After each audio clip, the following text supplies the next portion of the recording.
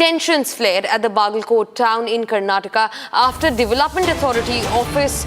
There is a situation that the submergence of affected farmers allegedly assaulted a staff member with a slipper over delays and alleged discrimination in compensation disbursement. The incident also occurred in the Town Development Authority office in Bagalkot in Karnataka, where Basappa, a farmer displaced due to submergence, reportedly lost his temper and struck a First Division employee who's been identified as Ankat with a slipper.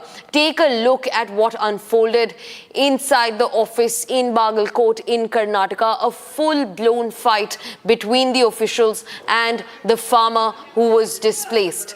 In fact, according to sources, the farmer was upset over what he called was unequal treatment and repeated delays in processing compensation-related matters.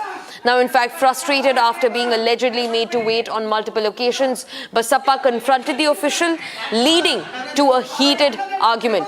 The verbal altercation soon escalated, with both individuals reportedly grabbing each other by the collar before the farmer resorted to hitting the employee with a slipper.